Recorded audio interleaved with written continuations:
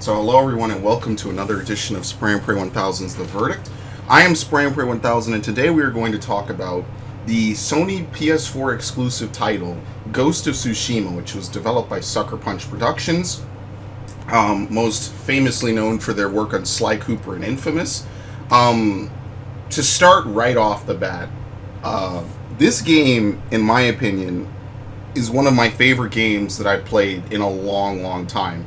And I am very, very grateful that so far this year, Fire Emblem Three Houses came out last year, because I could safely say this will probably be my game of the year personally. There's a lot of stuff that goes very right in this game. There's a few things here and there that aren't the best, and we'll talk about it. But I very, very, very much enjoyed this game. And let's get right into it, I think right off the bat, let's start with the story, because, not going to spoil it in this review. So I could talk the least about it and move on to what I really, really want to glow about. Although, actually, the story is very good.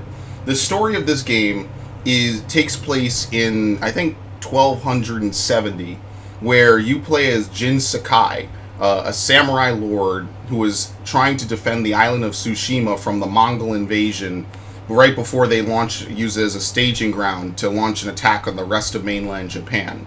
So the samurai lords meet the Mongols in combat, and from there everything goes to shit. And now, as Jin Sakai, it's up to you to strike back against the Mongols. And along the way, you pick up different tools of the trade to try to fight back against the Mongols that basically are dishonorable among the samurai code. So the whole time in the game, you're constantly doing things against your samurai code, but for the benefit of the island and the people who live on it, to save them. And that's right off the bat where this game takes a turn for the better. There is immediately a protagonist. We establish his code of honor, and we basically spend the whole game having moments and scenes where he's further and further taking steps away from this very strict and rigid lifestyle that he's lived.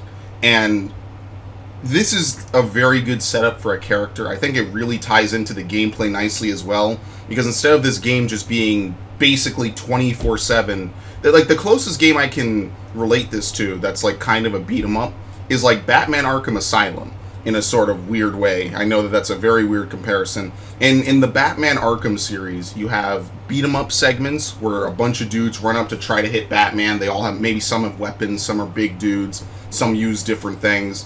And it's your job to figure out your way through combat. Okay, I gotta stun this guy before I hit him, and this dude I gotta jump over to attack from behind, and this guy I gotta throw a gadget, stuff like that. This game isn't as mechanical as Batman, especially the later Batman games get insane with all the combos and all the different gadgets you could throw around.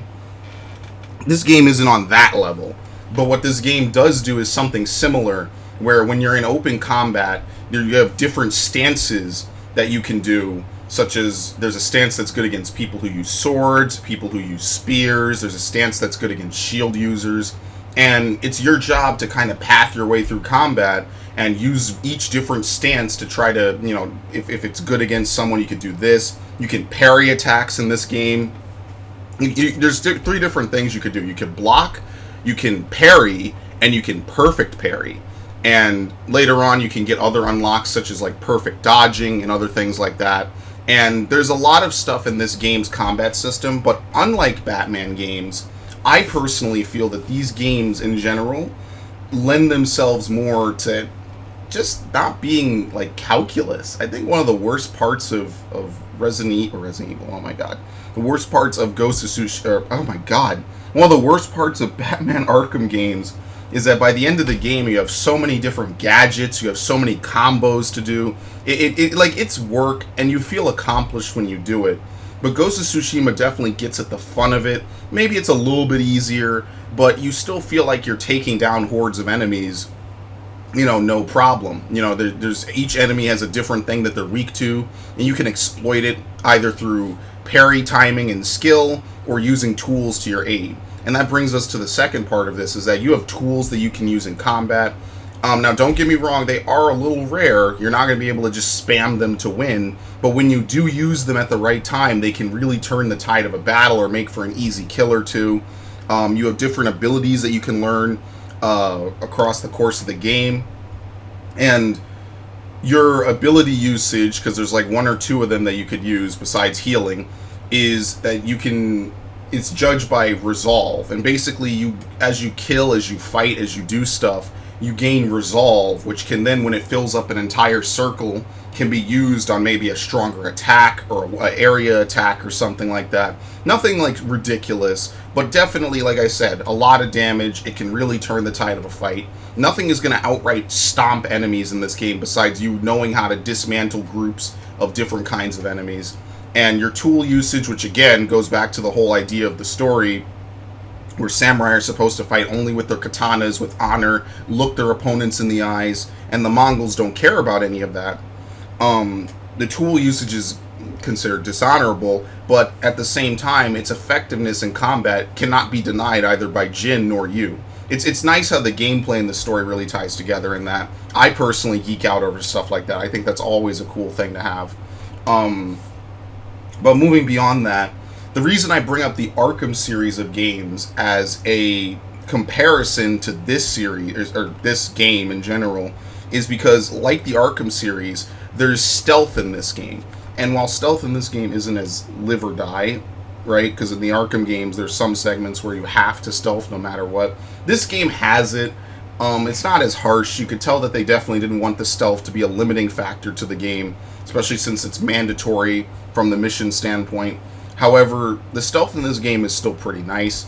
You have a couple different abilities that you could use. It's fairly standard stealth gameplay. You know, enemies detect you the more you move around and stuff, and you know, you can hide behind stuff to break line of sight. And then obviously, if they see you too much, they might come over and investigate. And if they see you again, they'll fight you. And even outside of missions in the free roam or the free open world of the game, it's kind of fun to maybe sneak up on enemies, dismantle a group, and they don't know you're there, or to get a couple sneak hits in before you go into open conflict. That exists in this game, as it does in a lot of open world games nowadays. The biggest comparison, and the one I kept making throughout this playthrough, was that of Assassin's Creed Odyssey, which is kind of almost the closest game to this. Unlike Odyssey, though, this game's scope is not as big, which can be a positive or a negative, in my opinion, depending if you like quality of content or quantity of content better. And while Odyssey didn't really shirk in either of those, there definitely was a fuck ton of stuff to do in that game. That's not even scratching the surface. If you have not seen the amount of stuff to do to clear the world map in Odyssey, I just recommend you look into it, because it is insane. That said, Ghost of Tsushima is not lacking for content either. There's numerous side quests that you can do, and the game itself is inspired by Kurosawa films, which is a type of Japanese film that they have. Now, I think I've only ever maybe seen one, and even then I think I fell asleep, and that's not to the quality of it. I used to watch a lot of stuff late at night when I was tired, and I would just pass out, and that was like my nightly thing. It's not a testament to it. But this game heavily draws upon it. One of your ultimate moves that I will not spoil in this game draws upon it. And this game is very bloody, by the way. It's not like super gory, but there are heads getting chopped off at key moments. There's limbs getting chopped off. It's definitely a very gritty and realistic and grim game. You know, you really kind of feel each hit. It looks so good and it looks so nice, which, to make a side note, this game might be, aesthetically speaking and stylistically speaking, one of the best looking games I have ever seen. And I've played games like Wind Waker, right? You know, everyone praises Zelda all the time.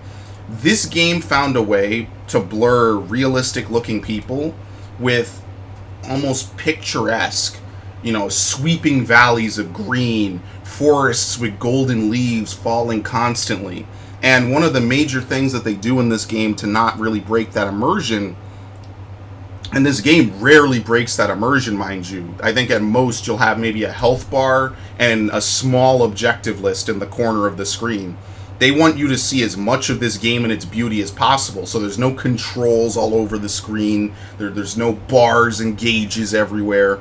This game was meant to just be a very straightforward, pure visual orgasm from start to finish. And one of the things that they do to accomplish that is that when you're exploring the open world, you could set pins, and what you can do with these pins is you can say, I want to go here and explore here. I want to go here and do this. I want to go here and do that. And as you travel to your pinned objective, the game will use the wind to show you where your objective is. Most games, when they do this, they have like an on-screen little blip that will show up that it always points towards where your objective is, or they have a line that draws itself on the ground and updates as you move or drive around the world. This game doesn't do that, and I get that this might be like maybe a small change, but as someone who's played games my whole life, I kind of noticed what they did with it, is that, I haven't looked up any of the developer logs or anything, so this is my interpretation, is that when you have a game that gives you a direct line from A to B, you're not really inclined or subconsciously encouraged to go away from that line unless obviously something really shiny is off in the distance. You're basically spending the whole game following a line. With Ghost of Tsushima, because you follow the wind, which is, you know, all around you, it's not just one line flying past you, it's a bunch, and they don't directly tell you how to get from A to B, it feels more like you're exploring and finding your own way around the game world, if that makes sense. And because of that, while you're on your way to your objective, you might randomly find something else, you could stumble across enemies. It feels more like you're actually doing world traversal rather than, oh hey, here's a dot and here's a line that leads to that dot. Now figure out, just follow the line. It feels more like you're encountering world obstacles and realistically figuring out how to get past them, avoid them, maybe sneak past some enemies, maybe you fight them, maybe you climb a mountain, maybe you do stuff like that. And this is the type of thing I think open world games really needed, because most of them suffer from, I guess, waypoint syndrome is one thing I could call it. But it's not even that waypoints are inherently evil, it's just that stylistically it feels better in a game like this when you figure out your way around the world yourself. It feels like you're accomplishing something rather than just being told, hey, here's what you need to do. And this game, in addition to all the visual goodness of it, the gameplay I'm going to show over this video hopefully will capture that. There's a lot of good looking areas in this game, and I hit my phone by accident, I apologize. And one of the cool things about it is that there's still a diversity of environments. There's swamps, there's heavy forests, there's groves, there's fields, there's mountains, there's red leaf forests, there's yellow leaf forests, and it's all in that distinct style. It definitely takes a lot from real-world Japanese locations. It feels very much like something set in Japan, and definitely has the style of a lot of Japanese shows and movies, and obviously anime, right? You can't get away from that, anime. I'm a big anime fan. And this game accomplishes all that without feeling like a weeaboo's wet dream, if that makes sense. This game definitely does not hit on, oh, well, we just wanted to make it as anime as fuck. There's some things in there you could say are anime, I personally did, but this game tries to remain grounded, and in my opinion, it does a good job of trying to be both realistic and, you know, a little bit unrealistic for gameplay's sake.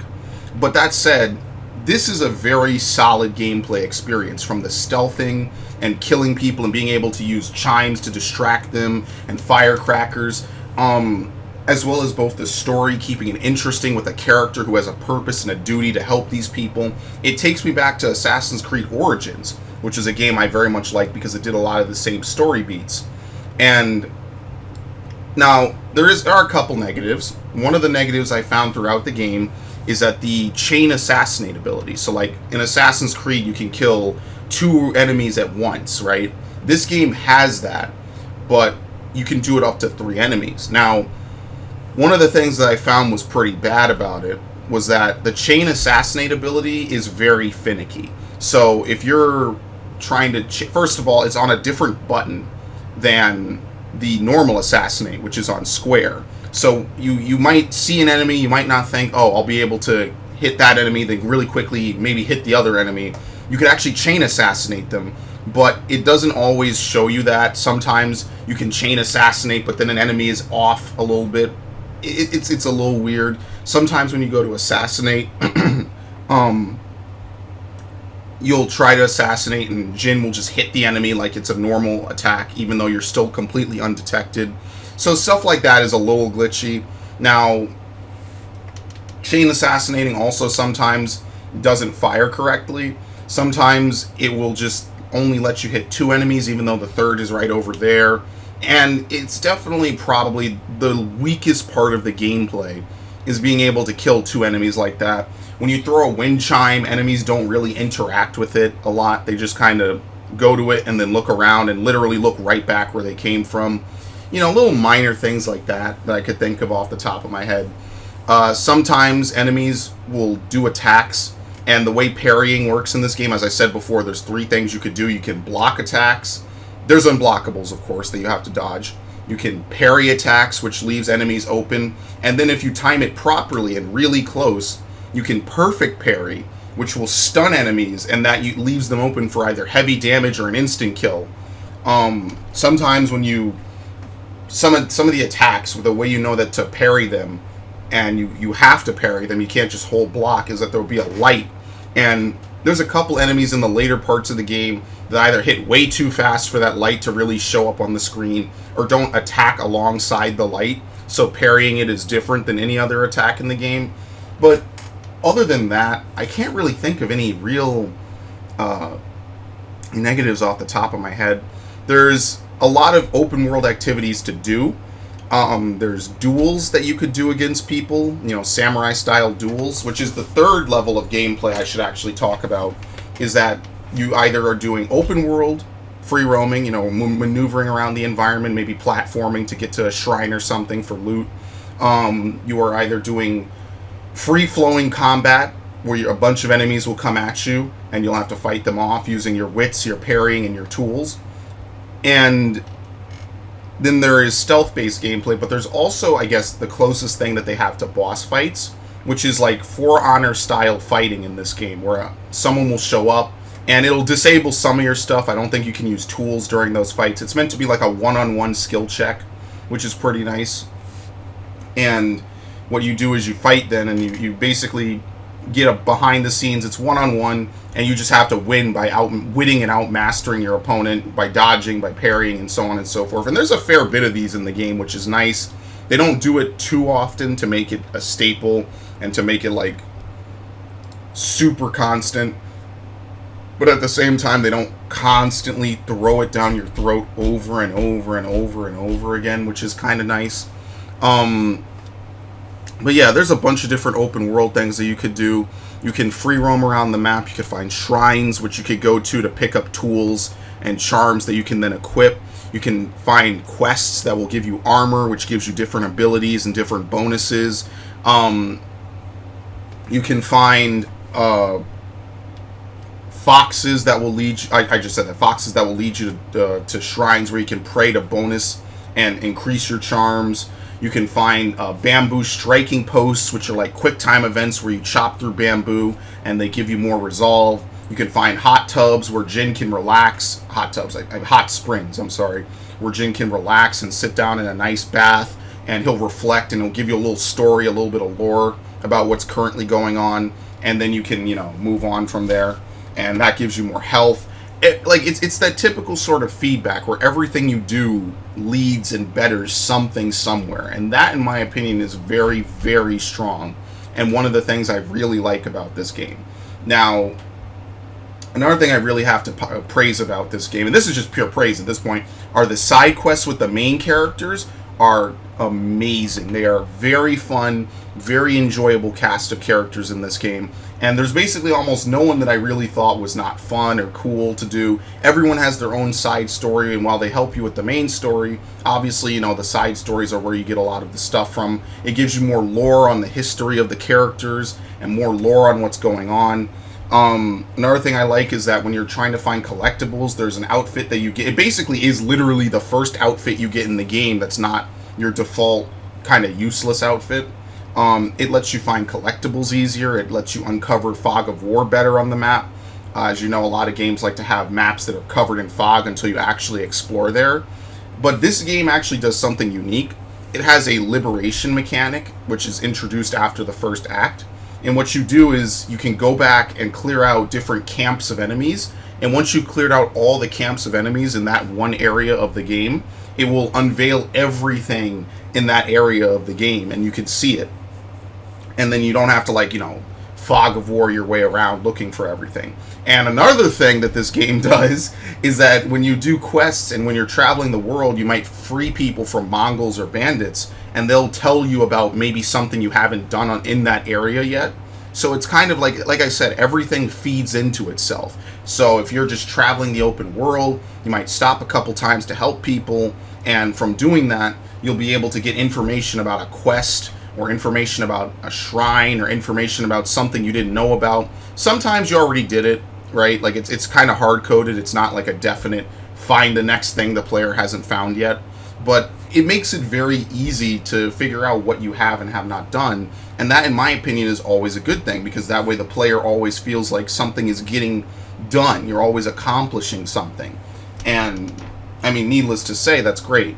You can upgrade your weapons. In this game, you use the katana and the tanto for assassinations. You can upgrade those. You can upgrade your bows, because you get 2 or 3 different kinds of bows.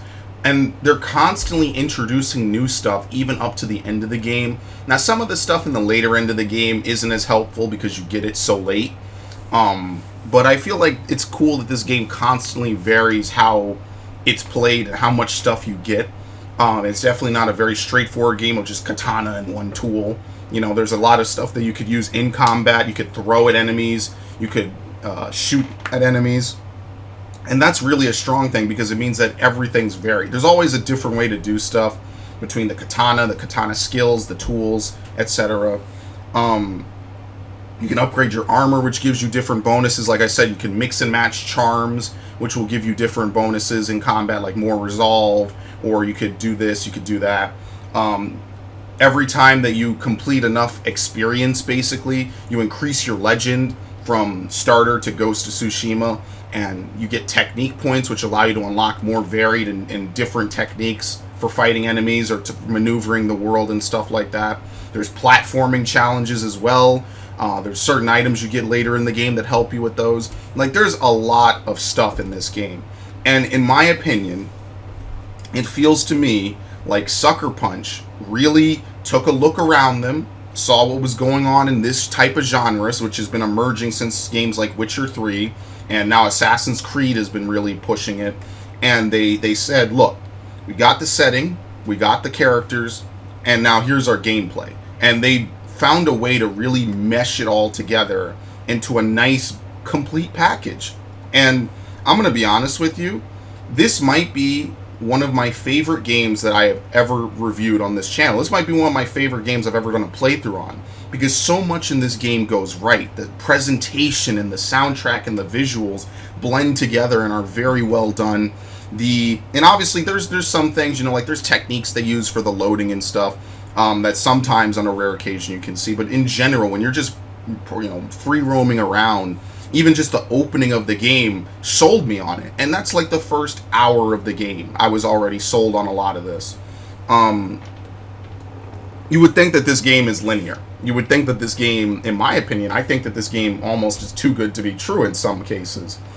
However, what I will say is that there's a couple things here or there that could be hashed out. I think maybe the game could have used one extra area. Now, I don't know if they're going to make a sequel to it. I would hate for this game to fall victim to sequelitis, where the sequel is just more of the same and doesn't really add anything. Because as a standalone title, this is my favorite Sony standalone title I have ever played. This is my favorite original Sony IP that I have ever played, especially in the modern era. This game stands on its own merits. It's fun from start to finish for me, and in general, I could not almost praise it anymore. And it's crazy how insanely fun this game has been, and ultimately, I'm gonna miss it. That's why this is my GOTY probably of this year. What would I give Ghost of Tsushima? A standing ovation, perhaps, were it not so early in the morning. But ultimately, I think Ghost of Tsushima deserves one of the highest scores I have ever given a game on this channel. So this is a little bit of history in the making. I'm going to give Ghost of Tsushima a 97 out of 100. There's things that can be improved, but none of them majorly hinder the gameplay of this game.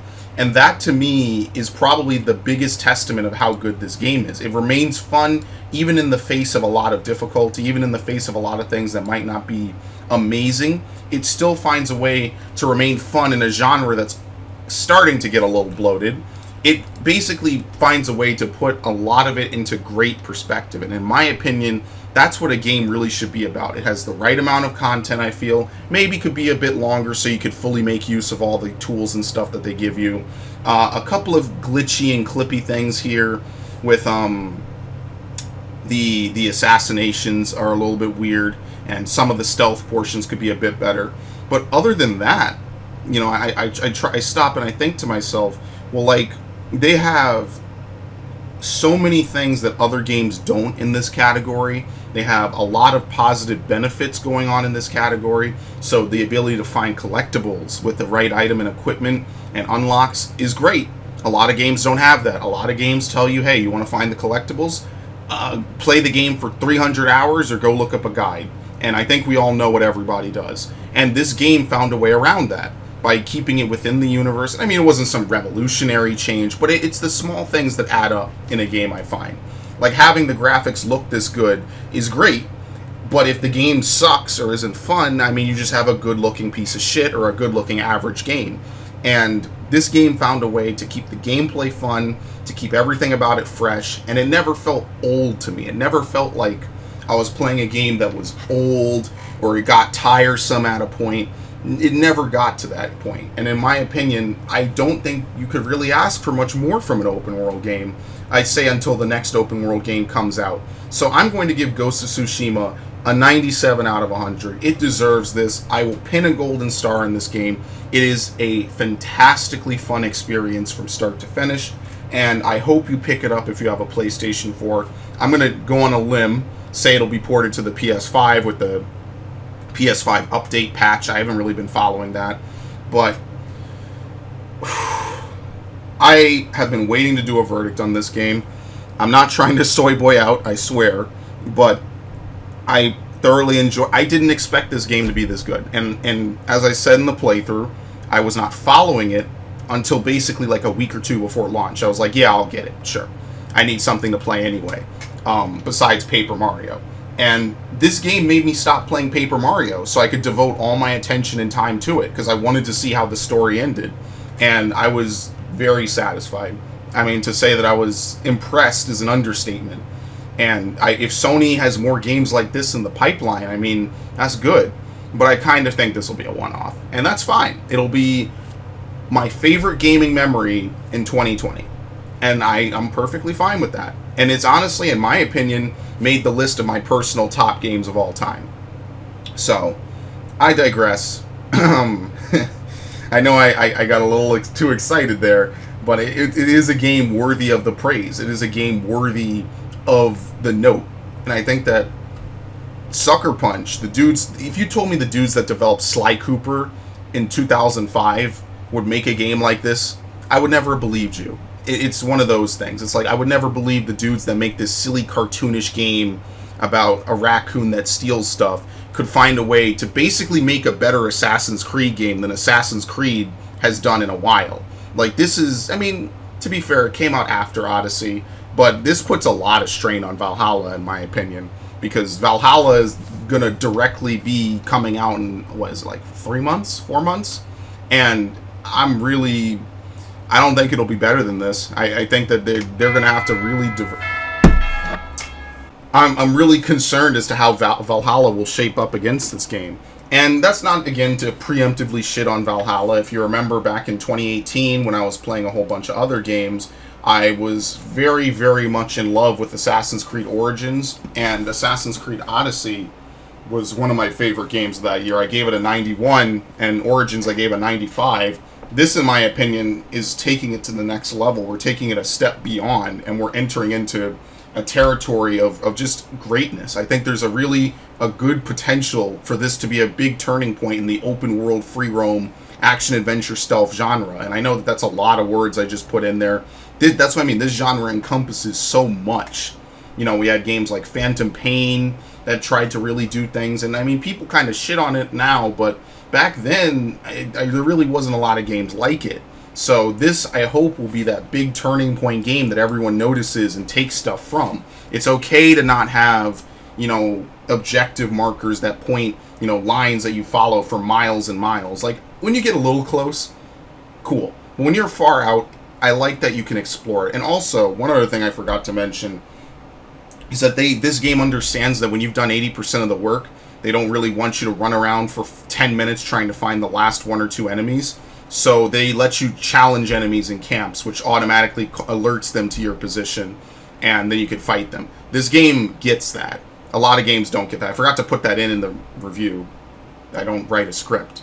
I kind of just shoot from the heart, as I like to say. But, yeah, a 97. But that's it for me. I'm going to go make breakfast because I am hungry. And I will see you guys next time on The Verdict.